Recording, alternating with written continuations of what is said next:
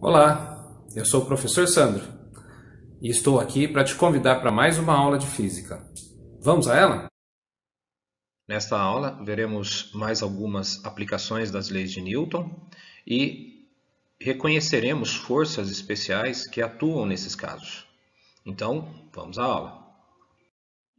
Relembrando o que vimos em aulas anteriores, podemos recordar a terceira lei de Newton. A terceira lei de Newton nos fala sobre o comportamento das forças, como essas forças atuam.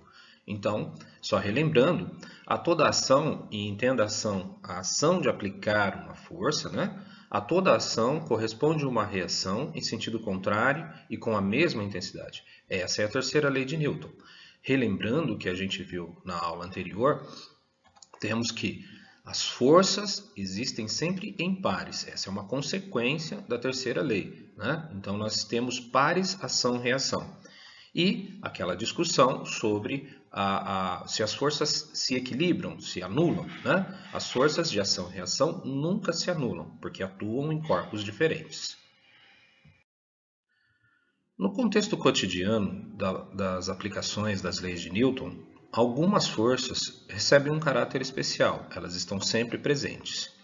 Uma dessas forças é a força gravitacional, que nós chamamos de força-peso. A força-peso é a força que a gravidade da Terra exerce sobre os corpos. Ela remonta à teoria da gravitação universal de Newton, que diz que massa atrai massa. Então, a Terra atrai os corpos com uma força que nós chamamos de peso. Essa força tem uma reação na própria Terra, porque os corpos se atraem. Então, a reação da força-peso encontra-se no próprio planeta Terra, no centro da Terra, dirigida na direção do corpo. Essa força, ela tem, portanto, uma direção que para nós se aparenta vertical, mas ela é, na verdade, a direção que contém os dois centros, tanto o centro de massa do corpo quanto o centro de massa da Terra.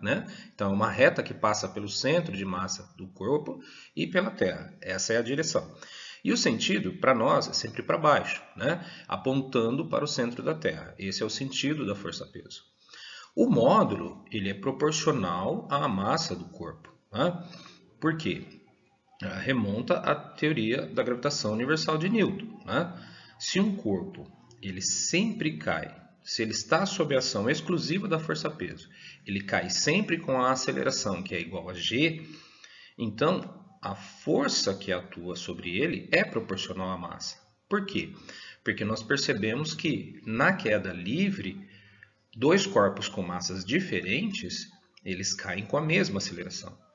Mas como as massas são diferentes, nós temos que admitir que a força que os impele tem que ser maior para o corpo de maior massa, menor para o corpo de menor massa. Então, daí a ideia de que essa força é proporcional à massa do corpo. Então, se nós imaginarmos um corpo em queda livre, exclusivamente sob a ação da força-peso, a aceleração dele será g. Então, nós temos uma fórmula para calcular a força gravitacional. P igual a mg, ou seja, a força é diretamente proporcional à massa do corpo e depende do valor do campo gravitacional da Terra. No caso, é o g, a aceleração da gravidade. Bom, o que nós temos que intuir dessas informações? A força-peso sempre está presente. E a partir daí, nós definimos então as unidades de força. A unidade de medida de força no sistema internacional é o Newton. Então, 1 Newton é a intensidade de força que é aplicada sobre um corpo de massa 1 kg, provoca sobre ele uma aceleração de 1 metro por segundo ao quadrado. Muito bom. Mas é muito comum, principalmente na área de engenharia, os engenheiros utilizarem uma unidade que é equivalente ao peso do corpo, que é o caso do quilograma-força.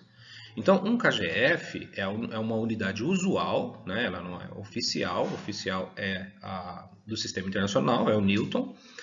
Então, o kgf é uma unidade usual de força que corresponde à intensidade de força igual à força-peso do corpo. Assim, se nós considerarmos um corpo de 1 kg, nós teremos que 1 kgf é exatamente igual a 9,8 newtons. Ainda no contexto da aplicação das leis de Newton às situações do cotidiano, vamos analisar a existência de mais uma força especial que está sempre presente. Imaginemos que nós tenhamos então um corpo que está apoiado sobre uma superfície. Vamos analisar as forças que atuam ali? Primeiramente, nós temos a força-peso, a força gravitacional. Quando a força-peso atua sobre esse corpo, a tendência é ele cair. A superfície vai segurá-lo, vai sustentá-lo. E com isso o corpo vai exercer uma força sobre a superfície, que é essa força F1. Então o bloco ele está empurrando a superfície para baixo. Se essa superfície não for rígida, não for sólida o suficiente, esse corpo vai afundar nessa superfície. Supondo que ela seja rígida e o corpo não afunde sobre ela, então nós vamos ter o quê? Uma sustentação. Essa superfície vai exercer uma força de sustentação. Essa força de sustentação é chamada de força de reação normal. Observe que a força de reação normal ela não é uma reação à força-peso, mas sim uma reação à força que o corpo exerce sobre a superfície. Né? Por quê? Porque a força-peso é uma interação do corpo com o planeta Terra. E a força F1 é uma força de interação do bloco, do corpo, com a superfície. Então, a força de reação normal, ela é a força de reação a F1. A força que o bloco exerce sobre a superfície, e não uma reação a peso. Tá? Apesar da origem dela ser a força-peso. Então, a força de reação normal é a força nos apoios. Sempre que há apoio, há força de reação normal. Então, a força de reação normal é a força relacionada ao apoio de um corpo. É a força de reação que a superfície de contato exerce sobre o corpo quando o apoia. Tá? A direção é sempre perpendicular à superfície de contato, mesmo que essa superfície seja curva. Ela é sempre perpendicular naquele ponto. Tá? O sentido é sempre saindo da superfície de contato, sempre saindo. Tá? E o módulo ele é variável, ele depende. Cada situação é uma situação e aí essa situação tem que ser analisada para que a gente possa determinar o valor da força de reação normal. Vejamos outro exemplo. Aqui nós temos uma barra que está apoiada sobre uma parede e o chão. Então, observe que existem dois pontos de contato. Então, a força de reação normal, ela nem sempre é vertical, né? Então, observe que existem dois pontos de contato e nesses pontos as barras vão forçar a parede e o chão. Então, a força-peso sempre atua no centro de massa, e aproximadamente o centro de massa da barra é o centro dela. Quando a força-peso atua, surge uma força que apoia, né, que a barra exerce sobre a parede, assim como uma força que a barra exerce sobre o chão. Nesses pontos, existirão forças de reação dessas superfícies, que são forças normais. Então, a força normal da força 1 e a força normal da força 2. Então, observe que a cada ponto de apoio, nós temos uma força de reação normal. Ainda dentro do contexto da aplicação das leis de Newton, vamos ver outra força importante, que é a força de atrito. A força de atrito, de escorregamento, é o que nós vamos ver aqui, ela é uma força que age contra a tendência de uma superfície se deslizar sobre outra. Tá? Então, o atrito é a força que a superfície de contato, né, que é entre as superfícies de contato, que ela exerce sobre o corpo, se opondo à tendência do movimento ou ao movimento do corpo. Ela se opõe ao deslizamento de uma superfície sobre outra. Isso é importante. Então vamos analisar a nossa situação anterior. Imaginamos que tenhamos um corpo que está apoiado sobre o chão, sobre a superfície de uma mesa, enfim. Quais são as forças que atuam ali? Então nós vimos que tem a força peso e que esse bloco exerce uma força sobre essa superfície. Essa superfície reage dando sustentação a esse corpo. É a força de reação normal que nós acabamos de ver. Suponha agora que eu queira deslizar, eu vou puxar esse corpo sobre essa superfície. Então, eu vou aplicar ali uma força F1. Quando eu fizer isso, a tendência desse corpo é se movimentar para a direita. Então, o que acontece? Essas superfícies, elas estão interagindo, existe uma aspereza entre elas. Né? Existem microfissuras nessas superfícies que fazem com que elas se agarrem umas às outras. de forma que deslocar o corpo se torna um pouco mais difícil. Então surge ali o que nós chamamos de força de atrito, que é a interação que atua no sentido de não permitir o deslizamento entre as superfícies, né? Isso tem a ver com aspereza. Então, quais são as características dessa força de atrito? Primeiro, a direção é sempre paralela à superfície de contato, né? Então, existe ali duas superfícies de contato, a força de atrito é paralela a essas superfícies. E é a mesma, né, a mesma direção de tendência do movimento, né? O sentido é sempre contrário ao movimento, porque ela se opõe ao deslizamento. E o módulo? O módulo ele é proporcional à intensidade da força de reação normal. Por quê? Porque a força normal é a interação entre as superfícies, né? As superfícies elas interagem através de uma intensidade chamada força de reação normal. Então, quanto mais intensa for essa força de reação normal, maior é o atrito. Mais difícil se torna deslocar o corpo, tá?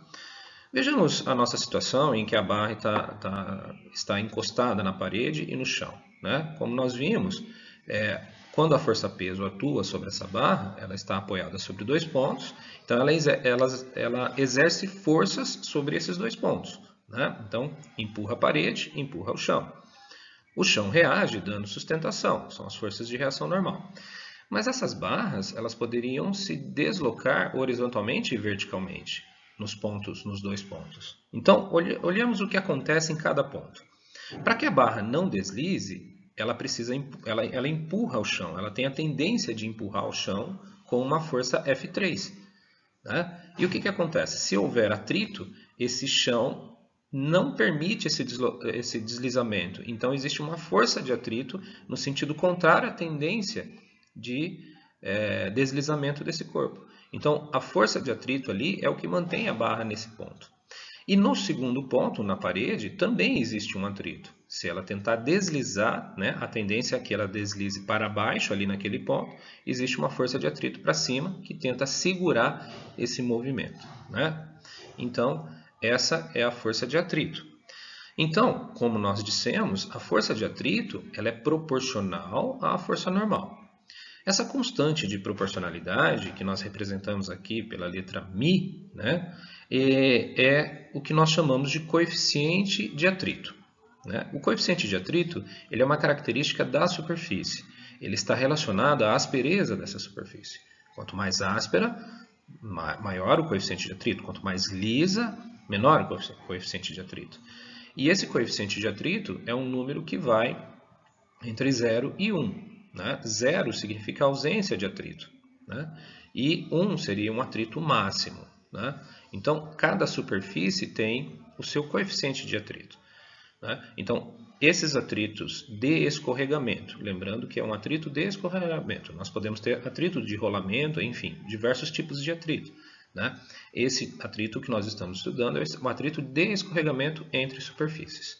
Então, o coeficiente de atrito representa a superfície. Então, a força de atrito é proporcional à normal, onde a constante de proporcionalidade é o coeficiente de atrito.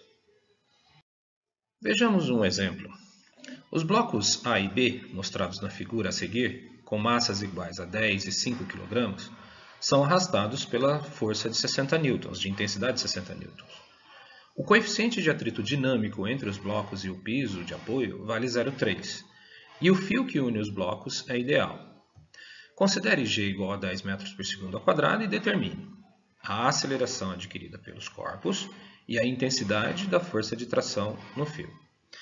Veja bem, vamos esclarecer alguns pontos. O coeficiente de atrito vale 0,3, então é um número que foi dado que representa a superfície, a interação com a superfície. E fala que os fios são ideal.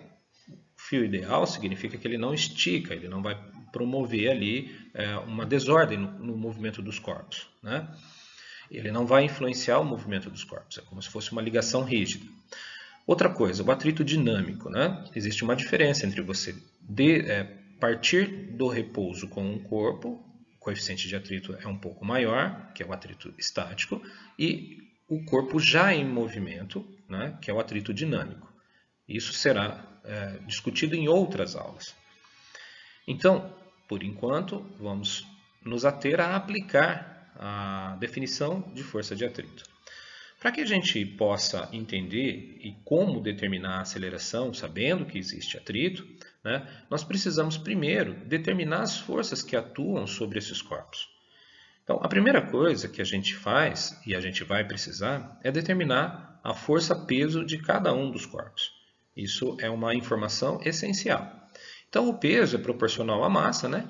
Então, o peso de A é a massa de A vezes G. O G é conhecido, é a aceleração da gravidade, nós aproximamos para 10.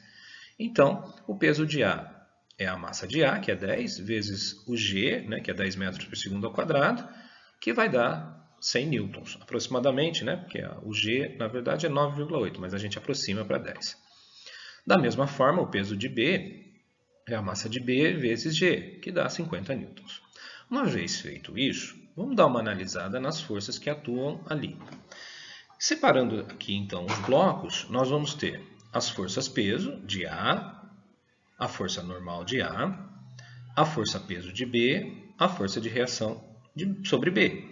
Então, essas forças elas vão estar se neutralizando, né? Lembrando que elas estão atuando sobre o mesmo corpo, então a força normal dá sustentação ao peso e, portanto, essas forças vão se anular, né? Então, esse efeito na direção vertical nós podemos considerar inexistente. Porém, como o atrito depende da força normal, nós precisamos da força normal. E aí que entra, então, a análise das forças. Nós temos aqui dois atritos. O atrito relativo ao corpo A, o atrito relativo ao corpo B, que nós precisamos determinar. Então, nós temos aí mais duas forças. Então, analisando a representação das forças, nós concluímos o quê? Que as forças normais, elas equilibram as forças-pesos. Mas para que isso aconteça, elas têm que ser de igual valor, elas têm que ter a mesma intensidade, porque elas têm sentido contrário. Então, a força normal de A é igual ao peso de A. E a força normal de B é igual ao peso de B. Foi por isso que eu calculei primeiramente os pesos. Porque as forças normais vão equilibrar os pesos. Então, não há movimento na direção vertical. Então, as forças normais são iguais ao peso. Isso é sempre válido? Não. Nessa situação é válida. Em outras situações, a análise pode ser diferente. Uma vez sabendo que a força de atrito é proporcional à força normal, fica fácil determinar as forças de atrito. Então, a força de atrito relativa a A é 0,3, que é o coeficiente de atrito, vezes a força normal. Isso resulta em 30 newtons. Da mesma maneira, a força de atrito de B é 0,3 vezes a força normal de B, que é 50. Isso resulta em 15 newtons. Uma vez tendo essas forças de atrito, observe que eu tenho todas as forças ali, né? Então, pelo menos as forças mais explícitas, né? Vamos dizer assim. Então, considerando que os dois blocos, eu posso fazer essa consideração, né? Considerando que os dois blocos, sendo um só corpo, eu posso considerar que é um corpo com massa que é igual à soma das massas do corpo. E eles estão sendo puxados por uma força de 60 newtons. Só que existem forças de resistência que são as forças de atrito de A e de B. Então eu posso equacionar isso usando a segunda lei de Newton. Quem seria a força resultante? Bom, a força resultante é a força que puxa menos as forças que resistem ao movimento. Então, se a gente lembrar que as forças normais estão se equilibrando com as forças-pesos, o que sobra? Sobra a força de 60 que puxa e as forças de atrito que resistem. Então, é 60 menos a força de atrito de A menos a força de atrito de B. Mas essas forças atuam sobre quem? Atuam sobre os dois corpos. Então, eu tenho que somar as massas vezes a aceleração. Então, força resultante é massa vezes aceleração, só que está aplicada ao conjunto de blocos. Bom, como eu sei as forças de atrito e sei as massas, a única incógnita que eu tenho é a aceleração. Então fica 60 menos 30 menos 15 é igual a 10 mais 5 vezes A. Isso vai dar 15, né? Porque 60 menos 30 dá 30, 30 menos 15 dá 15. 10 mais 5 é 15, 15 igual a 15A. Isolando A, nós chegamos à conclusão que a aceleração promovida por essa força é de 1 metro por segundo ao quadrado. Observe que os atritos foram levados em conta, né? Nós calculamos os atritos e calculamos a força resultante. Agora, precisamos calcular a intensidade da força de tração no fio. Como fazê-lo? Então, temos aí a representação das forças.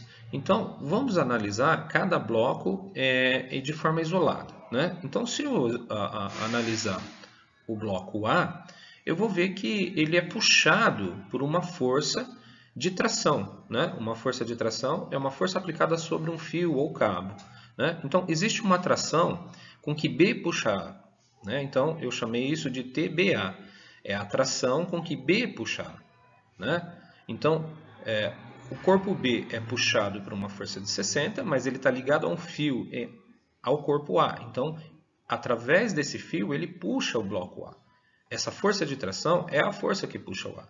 Então, analisando a força resultante sobre A, nós temos que a força normal equilibra a força-peso. E o que sobrou? Sobrou a tração e sobrou a força de atrito de A. Então, a força resultante sobre A é a tração que o puxa menos a força de atrito que resiste.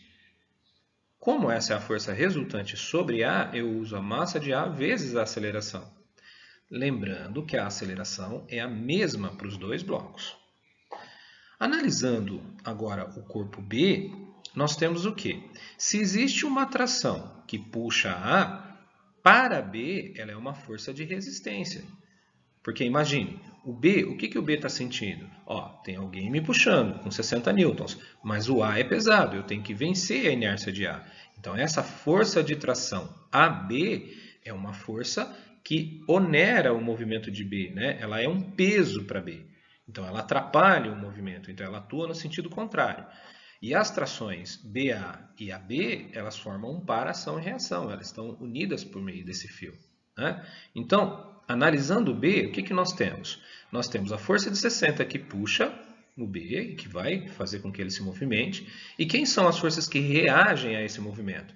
A força de tração, né? TAB, e a força de atrito. Elas reagem contra esse movimento. Como essa é a força sobre B, então eu uso a massa de B vezes a aceleração. Então, para encontrar essas forças de tração, a intensidade da força de tração no fio, eu posso resolver qualquer uma das equações, porque eu tenho aceleração, então eu posso usar qualquer uma delas. Pegando aqui a força resultante sobre A, nós temos que TBA é 30, né? TBA menos 30, né? Que é igual a 10 vezes 1. A força de atrito de A é 30. Né? Então, 10 é a massa de A e 1 a aceleração. Passando o 30 somando, nós vamos ter que ter BA é igual a 40 newtons. Mas se eu usasse a outra equação, a sobre B, teríamos o mesmo resultado, né? Porque eu teria 60 menos TAB menos a força de atrito de B. Né? Então, se eu olhar para B, eu vou ter duas forças agindo contra e uma agindo a favor. Né? Como é a força resultante sobre B, então é massa de B vezes A. Substituindo os valores que a gente conhece, né? A força de atrito de B é 15, a massa é 5, nós chegaríamos então que 45 menos TAB é igual a 5. E aí chegaríamos que TAB é igual a 40 newtons. Observe que TAB e TBA têm o mesmo valor, porque elas formam um par ação-reação. Terminamos mais uma explicação. É importante que vocês mantenham contato pelos canais disponíveis, tenham bons estudos e até breve.